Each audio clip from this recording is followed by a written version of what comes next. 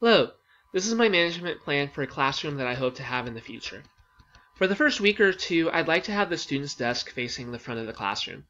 That way I have a chance to start learning students' faces, learning students' names, and the students can be trained to come in and check the front board for any announcements or assignments or warm-ups that they have to do that day. My hope is that they'd already have the skill, but I know I can't make those assumptions. Now, after about the second or third week, I'd like to arrange the desks in groups of 4s. This will be tricky, however, if I end up in a classroom where, due to spacing, that's not possible. I've seen some of those classrooms. And so in a classroom like that, I'd then have to assign students to groups of 4 and have them practice group work with the desks in their rows so that they can overcome some of the awkwardness that I would expect of that situation. I'm a big fan of group work, especially in math, and I like a phrase that my supervisor gave me earlier this semester. It kind of modeled and summarized Vygotsky nicely, telling me that students need to learn some of the soft skills of group work, such as interpersonal communications, taking ownership, responsibility of a task, and teamwork. Now, in regards to having a teacher desk, I really think I'd like to have one, where I could keep notes, hall passes, bathroom passes, referrals, etc., all that good stuff. I know that I'd want it to be off to the side of the room, but I'm really not sure if I'd want it in the front or in the back of the room. However, I don't think that matters so much, since my number one goal would be not to hide behind it. I think that's a good way to create some unhealthy separation between myself and the students. Also, hanging out behind a desk really does not suit my personality. So I hope that I don't have that problem. I can't see that in the future. Speaking of which, I definitely want to find a real zany, kind of colorful math poster that can stick up in one of the corners of the room. I would definitely put it in the corner so that it's not too big of a distraction for students, but hopefully it serves as an attention grabber and it also demonstrates kind of what my personality is like. I'd also want, depending on the grade level I teach, some math posters around the room that communicate common equations that the students will see throughout the year, and also hopefully have some sentence starters kind of around the room, maybe scattered in between, so that way I can utilize both as visual aids that I can reference throughout the school year. I'd also like to throw up some random posters of music theory or even posters of music and math relationships, since that is my personal background and I'd like students to kind of get to know me a little bit. However, I know I need to leave some wall space to devote to student work. Right now I'm thinking one of the side walls may be closer to the front of the classroom. I'm not sure about that, so I'm still debating about what I want to do. I want students to be able to see it, but I also don't want it to be distracting from the front of the classroom. As far as where I'd keep supplies, that I'm also not really sure about. Right now, what I think right now what I'm prioritizing is a list of random supplies that my guide teacher seems to have around the classroom, so that way I kind of have an idea of what I would need to bring into the classroom. I think I'd like to keep them behind the teacher's desk if possible. That way I could take some note of who's borrowed what. I can have a moment of personal interaction with students that ask to borrow things, and I can even inquire of students if they constantly have to borrow a certain supply and see, hey, is this a resource that I can maybe help to provide on a more permanent level, or maybe there's another way that I can address this need. Now, at the beginning of class, I will have about 2 to 3 warm-up problems on the board. Most likely they will come either directly from the homework or closely related to the homework that students have been assigned the night before. Students will be given 5 minutes through the use of a timer to take out a sheet of lined paper and work on the problems. This will be modeled during the first week of class to demonstrate what I expect during this time. And what I expect is students to do the best they can and show me effort. I'm less concerned about them having the right answer and more that they are putting in the effort and trying. At the end of the 5 minutes, I will check in with them. If they have been working diligently and ask for more time, I'll most likely give them about a minute or two extra, just based on what my lesson plan is for the day. However, if they've been rowdy or they've been goofing off and not using their time well, and then ask for more time, I'm going to be a lot less sympathetic because I'm going to let them know that, hey, they had time and they wasted it, and that's not my fault. And so hopefully that demonstrates consequences in more of a soft way. As far as closing class, that right now is a weakness I'm still trying to work on developing. I like to have group work as the final activity of the day, final activity of the lesson, and then I have about 2 to 3 minutes where I bring students back together. During these final minutes, I can get feedback from students about the activity. I can reinforce ideas from the lesson that we covered. I can remind students about homework. And I can even allude to some of the following lessons and say, hey, this is how this is going to relate and connect in the future to get students to kind of pique their interest. But Overall, my number one expectation for our students is respect, if we get into talking about rules and behavioral expectations. And yes, I do want students to respect my authority, to quote Cartman from South Park, but I also want them, more importantly, to respect each other and to respect themselves. During the first week, I expect to be required to review certain school-wide expectations with the class, such as phone policies, recess and lunch rules, after school practices, and the like.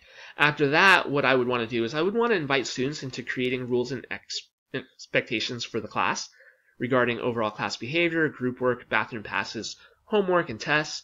My hope is that the process could be accomplished in 1 to 2 days, but I'm not entirely certain yet. I haven't tried this out.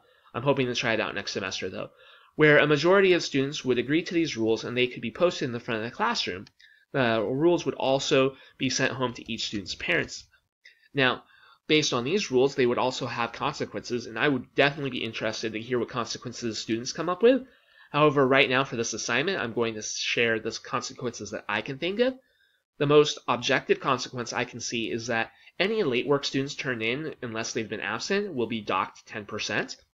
For cheating, I will definitely take the materials from both students, whether it's cheating on a homework assignment, cheating on a quiz, or a test, and I will just straight up assign zeros.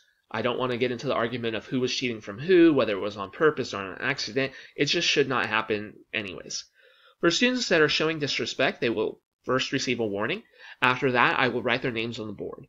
Now, part of the reason for writing their names on the board is so that the students can see that, hey, I am taking note and I'm fully aware of what's going on in the classroom, but also it's to serve as an after class. I will go ahead and in my grade book dock them via participation points, and I want to make sure that I am not trying to go off my memory, and I want to make sure that I have accountability both for myself and for the students. Now, for students that are repeat offenders, whether that's repeat disrespect, repeat cheating, whatnot, I will make phone calls home. And in these phone calls, I will let the parents know what is happening, and I will ask if there's any way I can partner with the parents to have their child have less. I can't talk anymore. Have more success in the classroom. If the phone call home does not work, then I will be forced to move to referrals, which are a form of punishment I'm really not fond of, but definitely will use if necessary. I also like the idea of positive phone calls home. That is an article that I read in EdPsych that I just keep coming back to. I really like that idea. I thought it was novel. I really want to start incorporating that into my teaching style, but I know that that's going to require practice. Right now, my guide teacher will not let me do that. I think it has something to do with a liability. I'm not entirely certain his reasoning, but I respect that and want to let that go. I'm really hoping that for next semester, I can communicate with my guide teacher my intent behind that and be allowed to do that, because I really think experimenting with communicating with the parents is going to be a lot of practice and a lot of help for my first few years as a teacher and getting used to interacting not only with students, but with the parents as well. Now, to support classroom community, I want students to utilize 3x5 cards that I will hand out during the first day or two. I will hand these out at the beginning of the class and instruct students to put their first and last name on one side, and then on the side with the lines, which is usually the back, I'm going to have them answer a couple of questions. Something like, what's their favorite food? What's their favorite hobby? Probably something ridiculous like, hey, if you could have any superpower you want, what would it be? And why, maybe? And also, how do you feel about math in general? I want students to feel free that they can share with me any good experiences, but also any bad experiences, any math anxiety or trauma they might have had. Now, these cards will be given back to me to be used for calling on students during the school year when I'm looking for class participation and not really receiving it. Afterwards, each student will stand up and then on that first day say their name and something they enjoyed about their past weekend.